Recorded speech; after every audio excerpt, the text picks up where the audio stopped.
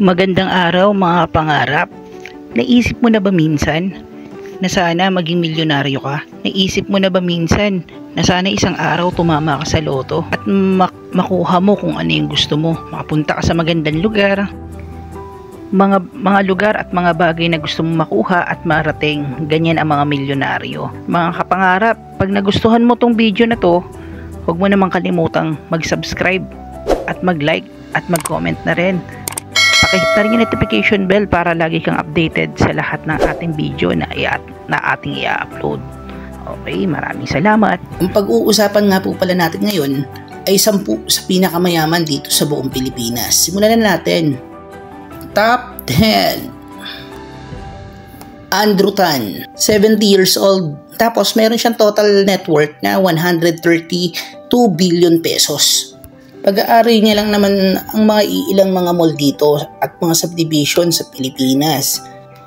Sa kanya lang naman ang Mega World at ang mga tinayo na ito, ang mga ilang mga township kagaya ng Eastwood City. Tapos meron din siyang tinayo ng Forbes Town, Lucky Chinatown at McKinley Hill. Uptown Mall sa kanya din yan.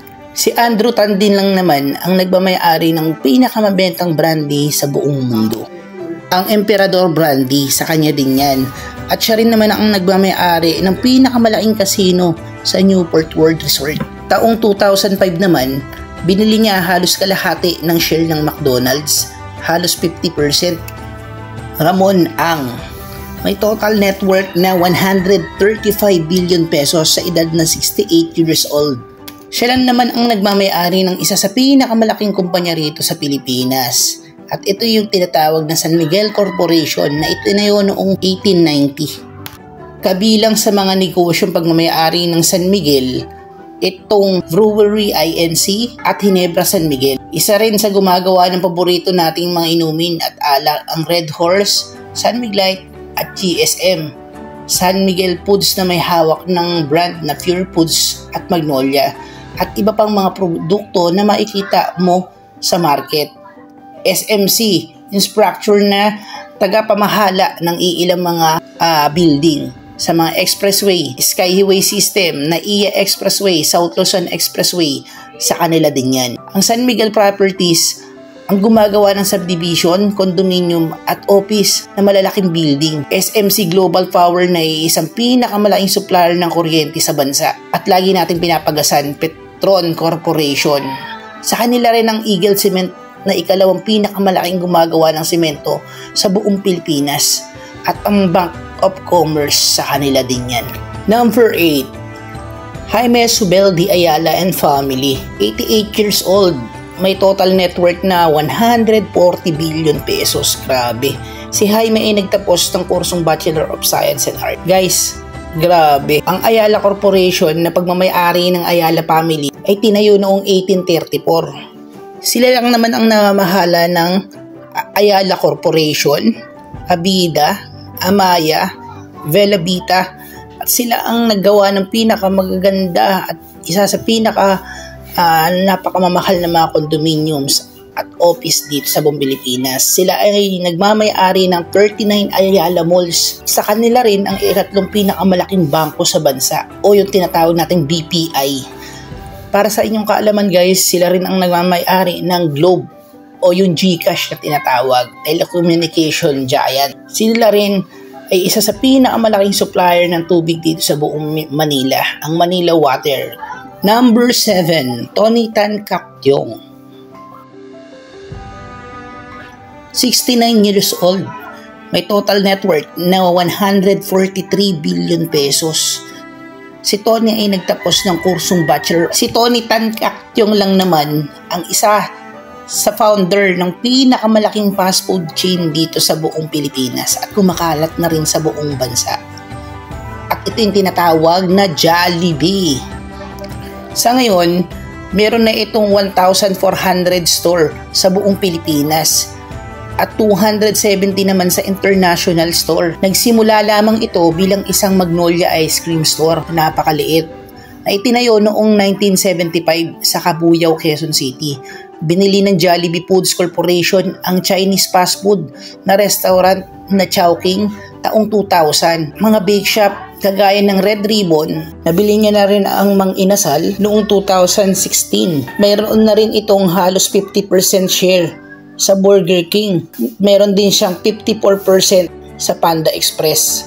Pagmamay-ari na rin nila ang coffee shop chain at Coffee Bean, Philip, nang binili ni itong 2019. Top 6. Isidro Consuye and Siblings. May total net worth na 146 billion pesos. Si Isidro ang nakatandang anak na lalaki at mga kapatid nito ang nagmamana ng mga ari-arian at negosyo na itinayo ng kanilang yumaong ama. Unang itinayo ni David ang DMCI taong 1954 na isang kontraktor na gumagawa ng mga gusali at infrastruktura. Sa pamamagitan ng kanilang DMCI homes ay gumagawa rin sila ng residential condominiums sa iba't ibang bahagi ng mga lugar dito sa buong Pilipinas. Major stockholder din sila ng isa sa pinakamalaking patubig dito sa Manila. Ang kanilang mga kumpanya, si Merera Minings, at ang kanilang mga negosyo, mayroon din silang power plants na gumagawa ng elektrisidad na nakakapaki-pakinabang sa lahat ng mga tao. Top 5. Aboitiz Family na may total net worth na 160 billion pesos. Ang kumpanyang Aboitiz Group ay nagsimula noong pang 1800s sa pagbebenta ng abaka na base sa Ormoc, Leyte. Ito ay tinayo ni Paulino Aboitiz na isang anak ng magsasakang Espanyol na nag-migrate dito sa Pilipinas. Ang mga miyembro ng Aboitiz family na namamahala dito, napakaraming negosyo. Mayroon silang Aboitiz Power Corporation at nagpapatakbo ng iba't ibang power plant. Ang distributor na elektrisidad na nanggagaling na 70% sa kanilang kita. Sila rin ang nagmamay-ari ng mga bangkong Union Bank of the Philippines, Citibank Philippines at City Savings Bank. Sa kanila ang mga Philnico Foods Corporation na isang malaking supplier ng harina. Contractor din sila ng gumagawa ng mga gusali at infrastruktura sa pamamagitan ng kanilang kumpanyang Aboitiz Infrastructure Capital. Sa kanila ang Aboitiz Land, developer ng residential communities. Top 4. Lance Gokongwei and Siblings. May total net worth na 171 billion pesos. Okay guys, si Lance at ang kanyang mga kapatid na nagmamay-ari ng ilang napakalaking kumpanya rito sa buong Pilipinas. Sa kanila ang Universal Robina Corporation na itinayo noong 1957 at ang gumagawa ng iba-ibang brands kagaya ng Jack and Jill, Nissin, Max. Mayroon din silang 54 na Robinsons Mall dito sa buong Pilipinas at ang kumpanyang Robinsons Land na gumagawa at nagtatayo ng iba't ibang napakakalaking building at condominiums. Sa retail naman, Robinson Easy Mart, Handyman, Toys World, True Value, Daiso, Japan at Sabers Appliances. Sa kanila din ang nag-iisang TGP o The Generics Pharmacy, South Star Drugstore.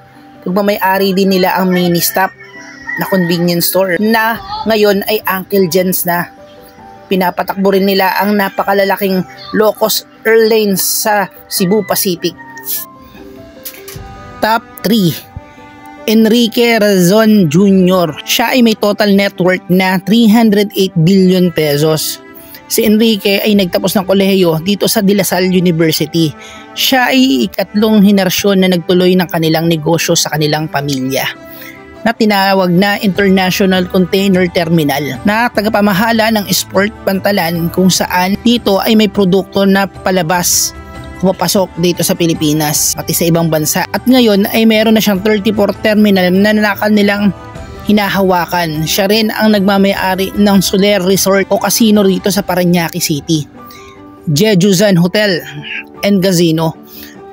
Magbubukas po sila ng panibagong resort dito sa Quezon City na ngayong 2024. Top 2. Manny Villar. Si Manny Villar lang naman ang Certified Public Accountant at nagtapos ng kolehiyo dito sa University of the Philippines, Diliman. Real estate ang pangunahing negosyo nito. Unang-una ang Camellia, pinakamalaking tagagawa ng mga subdivision at condominium. Sa kanya rin ang Vista Land, sa kanya rin ang napakalaking Lumina. Gumagawa rin siya ng mga low-cost housing project kagaya ng Bria. Vista Mall at Star Mall na napakalaki.